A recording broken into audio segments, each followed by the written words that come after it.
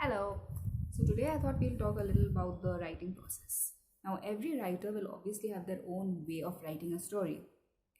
Uh, I don't mean the weird quirks they have. For example, some authors really like writing in cafes, someone else really likes writing at 3 a.m. I don't mean those. I mean the very basic processes. And from what I can gather, there are two very basic things. One is the writer who's a planner. They'll plan everything. They'll plan their characters, their backgrounds, uh, what the characters like, they dislike.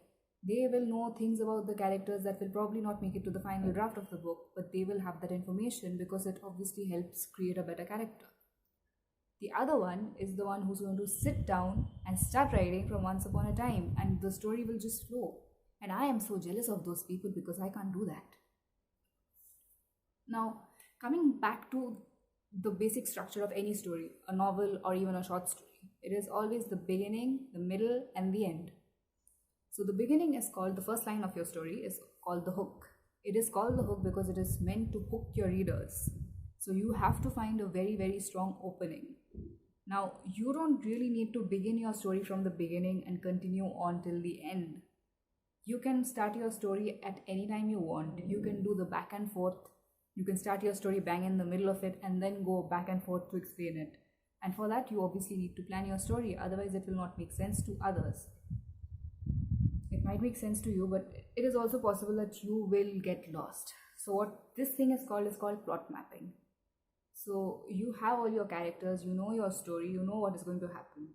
My best advice is to write everything that happens in your story in the linear pattern. If you're planning a non-linear story, this is the best thing you could do. Write the entire story in a linear pattern, then decide to go back and forth and see how all those little scenes work. If you've decided to just sit down and write, I should warn you, you're going to have to do a lot of revisions and you will have to make ways to figure out which character comes in when. There are a lot of tricks to do that. Like once you print out the entire novel and you've assigned different colors to different characters and you marked them and then you laid them down on the floor, you can see when each of your characters interact with each other and you can be on that track. But it is a lot of hard work. Writing is a lot of hard work. But we love doing that, so there's that. Now, anything specific about the writing process that I can tell you to help your story along is just get ready for it. There is no shortcut to it. There isn't a magic app that will write your story for you. There are apps that will help you plan your story, but it will not do the writing for you. You have to do that. So, one thing I would do recommend is joining the NaNoWriMo program, which happens every November. You have the entire year to plan your story and those 30 days to write. And having taken part in it, I would say that at that point of time, it is much more easier to just get the story out of your system and then you can go back and edit. Never try to edit and write your story at the same time. It will be a tiresome, gruesome process, and I would advise you never to go down that road. The writing process is basically just you committing to a particular time slot in your entire timetable. Say you decide to write for an hour every single day. Commit to that. Really commit to it. Put your phone on airplane mode. Get yourself a hot coffee or wine. I don't know how old you are. So, or even hot cocoa if you are under the age of 18 and it's not legal for you to drink yet. I don't think it's legal in India to drink before the age of 21. I'm not sure. Anyway, no, it is 21. But the thing is, really commit to that. At that point of time, make sure nothing distracts you for writing. For example, if it's on a Friday night and you've decided that, okay, I finally have time and from 9 to 10 I will work, no matter how much your best friend begs you to go out and have fun with them, don't do it.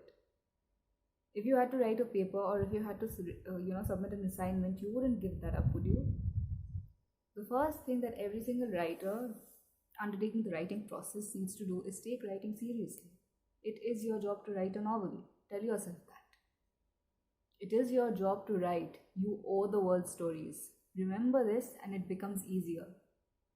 You have to really be ruthless about your writing days.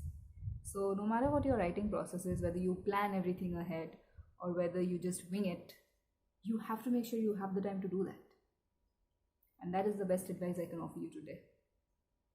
I hope you like watching this. I promise my videos will get much more structured in the future. I am really nervous. I don't know if you can tell.